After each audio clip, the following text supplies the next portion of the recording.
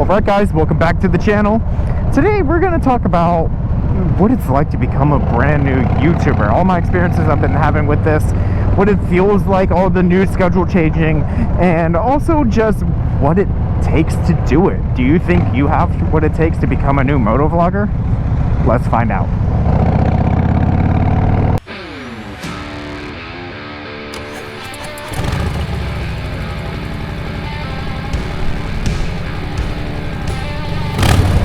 So, getting into the first part, time. What it takes to become a brand new YouTuber, motovlogger, it takes time. And I don't know how much time you guys have, but I'm already kind of pressed for time. So being a brand new motovlogger and having to learn how to adjust my schedule to be able to include all of the content that I want and be able to make it alongside with my already busy work schedule is actually very difficult, but I do enjoy it still. Obviously, that's why I'm still doing it. So how much time does it actually take? Well, if you include however long you need to record, for me, after I get all done recording, it takes me about another hour to 2 hours alone just to edit the video and get it to where I want. It can take as long as 4 hours depending on how long the video is and how heavy of content I'm wanting to do. And so after editing the video, you also have to remember there's a thumbnail that comes along with it. So you also have to make the thumbnail. Oh gosh, this is the last time where my bike broke down. So you also have to make the thumbnail. And that alone can take hours on end depending on how much you have to do to it. It's a whole-on process in order to be able to make an actually captivating thumbnail that gives you enough information that wants people to click, and yet not too much information to where it reveals everything that you're going to be doing. The thumbnail alone can take, it takes me about between an hour to 2 hours in what I'm wanting to do, to decide, mess around with all the fonts I'm wanting to do, and just also messing with the angles, the coloring, what special effects I'm wanting to do to everything, and even just then figuring out what picture you're going to use. Sometimes I use a picture from a screenshot from one of the videos I'm using, or if I need to, or I actually set up a whole photo, which I'm probably going to be doing for this video. And so it can take a lot of work because it's just more than you might think. And then once all that's done, you have to then upload it. You then have to do all the appropriate tagging, the title, the description. You then also have to then go in and do your title cards. You have to do your end screen. There's a lot that goes into just making the video and putting it up on YouTube now. People are not expecting the 2012 style of YouTube videos anymore, where it's people capture videos on their phones and it's like, oh, this is great, this is funny, this is hilarious.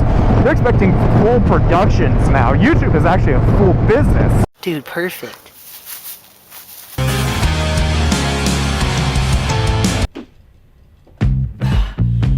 Yes! Yes! Oh, left foot's getting loose. Oh! Oh, actually, you know what? I think... Gotcha! So altogether, between the recording time to when it is published and produced, I would say each video gets at least 6 hours of work done to it. Now getting into what you're wanting to do with it. For me, also creating the content, I've realized that there's a lot of stuff that has to go into the pre-planning of each video itself.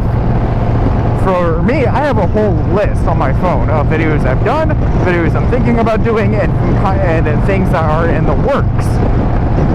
And it's very important to stay scheduled like that and to have a plan in everything that you're wanting to do.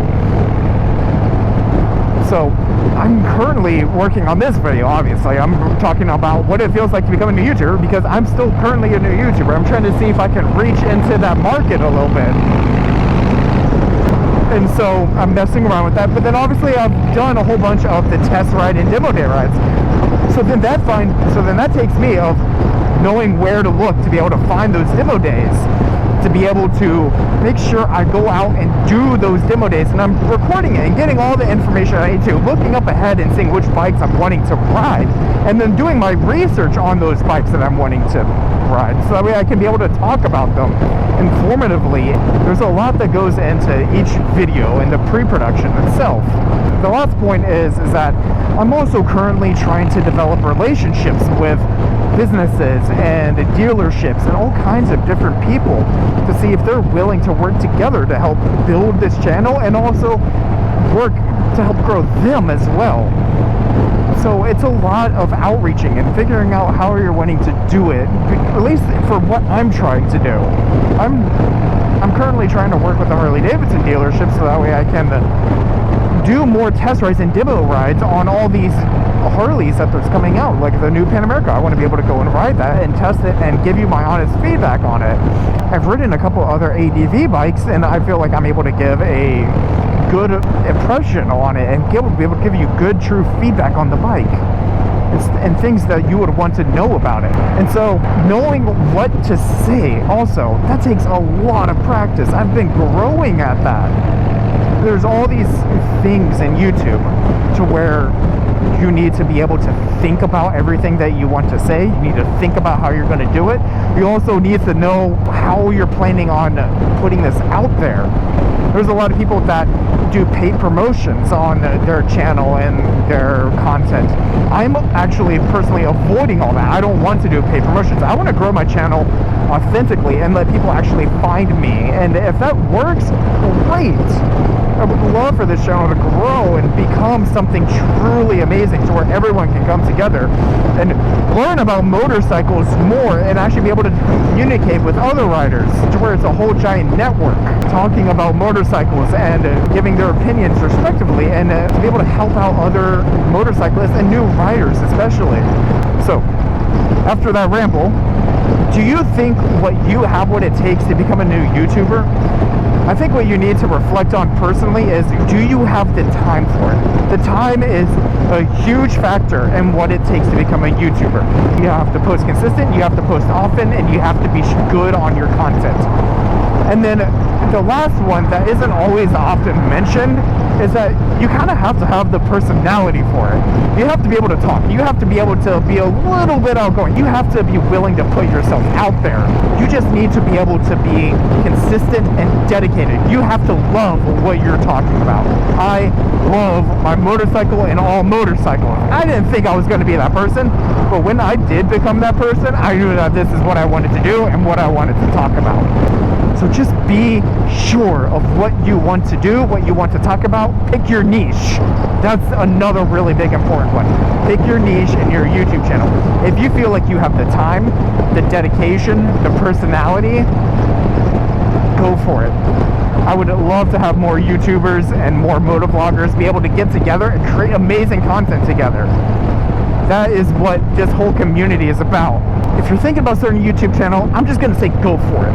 If you think you have what it takes, I want to see it. Let's grow together. I want to be able to do some meetups. I want to be able to meet a lot of you guys and be able to come together and make amazing motorcycle content with everyone here. So, if you like this video, make sure you go ahead and give it a thumbs up. Make sure you hit subscribe. Make sure you hit that bell notification because it really helps out the channel. I will catch all of you in the next one. Ride safe, stay vigilant.